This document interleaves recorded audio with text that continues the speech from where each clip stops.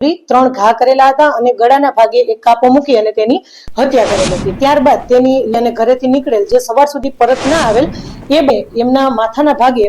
ધોકો મારી અને તેમને નીચે પાડી દીધેલ હતા અને ત્યારબાદ વાત કરેલ કે લાશને સગે વગે કરવા બાબત તેઓ નર્મદાની કેનાલની ઉપરથી લાશને તેમાં ફેંકી દીધેલ। આવી હકીકત બાબર તાલુકાના અબાસણા ગામના યુવાનની હત્યામાં સામેલ ત્રણ શખ્સોને પોલીસે દબોચી લીધા। કથિત પ્રેમ પ્રકરણ યુવાન માટે જોજાનું સાબિત થયું। માત્ર 22 વર્ષની ઉંમરે જ યુવાનને જેમ ખુવાનો વારો આવ્યો ત્યારે આ આરોપીએ કેવી રીતે હત્યાને અંજામ આપ્યો અને કેવી રીતે અબાસણા ગામના યુવાનની હત્યા થઈ તેના વિશેની વિગતે વાતચીત કરીએ અને આવો જોઈએ કે આ સમગ્ર આ પ્રેમ પ્રકરણમાં જે યુવાનની હત્યા થઈ છે અબાસણા ગામે તો હત્યા કેવી રીતે કરવામાં આવી। આ કામની હકીકત એવી છે કે અશોકભાઈ હેમતજી ઠાકોર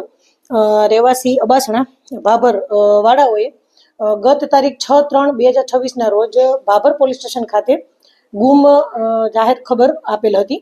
જે પૈકી તેમને એવું જણાવેલ હતું કે ગત તારીખ 5/3/2026 ના રોજ પરિવારના સભ્યો તથા ગુમ થનાર જગદીશભાઈ હેમતજી ઠાકોર ઉંમર વર્ષ 22 રહેવાસી અબાસણા ઘરેથી રામનગર રોડ ઉપર આવેલા ગૌચરના ખુલ્લા મેદાન પર બેસવા જઉં છું એવું કહી અને ઘરેથી નીકળેલ જે સવાર સુધી પરત ના આવેલ એ બાબતની તારીખ 6/3/2026 ના રોજ ભાભર પોલીસ સ્ટેશન ખાતે ગુમ જાણવા જોગ દાખલ કરેલ હતી। એના તપાસની હકીકત મળતા અને તપાસ દરમિયાન ખબર પડતા માહિતી એવી મળેલ કે તેમને ગામની જ કોઈ એક છોકરી સાથે આડા સંબંધો હોય અને તે બાબતની હકીકત મળતા પોલીસની અલગ અલગ ટીમો બનાવી અને એ બાબતે તપાસ કરતા બાળ કિશોર સંજયભાઈ અમરતજી ઠાકોર એમને રાઉન્ડ અપ કરી અને યુક્તિ પ્રયુક્તિથી પૂછપરછ કરતા તેમણે સઘળી હકીકત જણાવેલી કે તેમના મોટા બાપાના દીકરા અશોકજી શાંતિજી ઠાકોર રહેવાસી અબાસણા તાલુકો ભાભર એમની સાથે મળી અને જગદીશ હેમતજી ઠાકોર એમને બોલાવેલ હતા અને એમના માથાના ભાગે ધોકો મારી અને તેમને નીચે પાડી દીધેલ હતા અને ત્યારબાદ તેમને સંજય પાસે રહેલા છરાથી છાતી ઉપર ઉપરા ઉપરી 3 ઘા કરેલા હતા અને ગળાના ભાગે એક કાપો મૂકી અને તેની હત્યા કરેલ હતી। ત્યારબાદ તેની લાશને ત્યાં જ રાયડાના ખેતરમાં ઠૂઠાઓની વચ્ચે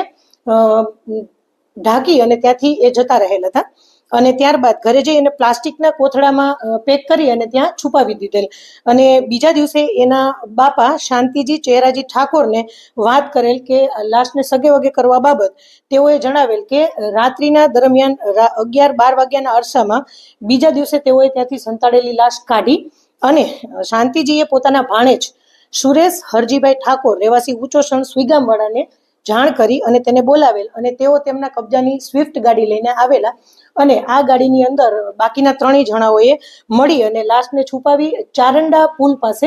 નર્મદાની કેનાલની ઉપરથી લાશને તેમાં ફેંકી દીધેલ। આવી હકીકત જણાવતા અમોએ અલગ અલગ ટીમ બનાવી અને લાશની શોધખોળ શરૂ કરેલ જેમાં લાશની હેડ કોન્સ્ટેબલ જામાભાઈ જગાભાઈ એ ચારંડા પુલ પાસે કેનાલમાં પાણીમાં ઉતરી અને શોધખોળ કરતા ત્યાંથી લાશ મળી આવેલ હતી અને તેને બહાર લાવતા તેની ઓળખ વિધિ કરતા તે જણાઈ આવેલ કે તે મરણ જનાર જગદીશજી હેમતજી ઠાકોરની જ લાશ હોય તેનું અમે પીએમ કરાવેલ હતું। ત્યારબાદ ભાભર પોલીસ અને પેરોલની સ્કોડની અલગ અલગ ટીમો બનાવી અને નાસ્તા ફરતા આરોપીઓને સત્વરે ગણતરીની કલાકોમાં શોધી કાઢેલ અને તેમની વિરુદ્ધમાં ખૂન ગુનાહિત કાવતરું તથા પુરાવાઓનો નાશ કરવા વગેરે જેવી કલમો સાથે ગુનો દાખલ કરવામાં આવેલ છે અને આગળ તપાસ ચાલુ છે। ઘટનામાં કુલ 4 આરોપીઓ છે જેમાં સંજયજી અમરતજી ઠાકોર જે બાળ કિશોર છે અને અશોક શાંતિજી ઠાકોર શાંતિજી ચેહરાજી ઠાકોર અને સુરેશ હરજીભાઈ ઠાકોર કુલ 4 આરોપીઓ આ ઘટનામાં સંડોવાયેલા છે। એ તપાસનો વિષય છે અને તપાસ બાદ જ ખ્યાલ આવશે।